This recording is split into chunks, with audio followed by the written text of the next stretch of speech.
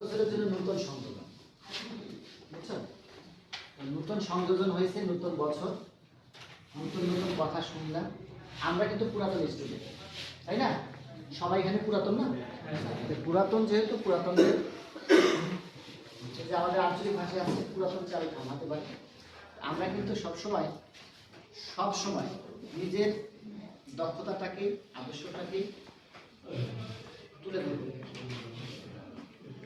যেটার মধ্য দিয়ে স্কুলের সুনামটা ফুটে উঠবে।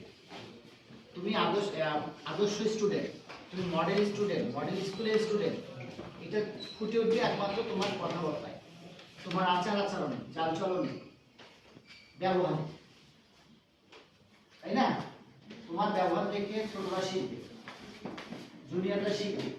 তোমার ব্যবহারে মুগ্ধ হয়ে স্যাররা তোমাদের ভালোবাসবে, ছোটরা তোমাদের সম্মান করবে।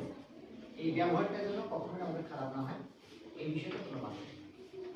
আগামীকাল থেকে আমাদের ক্লাস চলবে বাংলা ব্যাকরণ, ইংরেজি গ্রামার এবং গণিতের বেসিক কিছু বিষয় নিয়ে।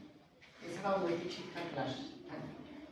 যতক্ষণ পর্যন্ত আমরা অন্যান্য বই হাতে না পাইছি ততক্ষণ পর্যন্ত আমাদের সম্পূর্ণ ক্লাস চলবে, তাই না?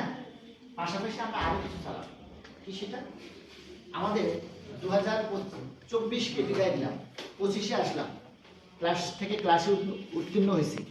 এখানে ক্লাসের প্রথম যে হয়েছে, প্রথম এবং দ্বিতীয়, তাদেরকে আমরা পুরস্কার দেবো না? হ্যাঁ, তাদেরকে পুরস্কার দিব। স্কুলের মধ্যে টপার নাম্বার যা, সে পুরস্কার পাবে। এছাড়াও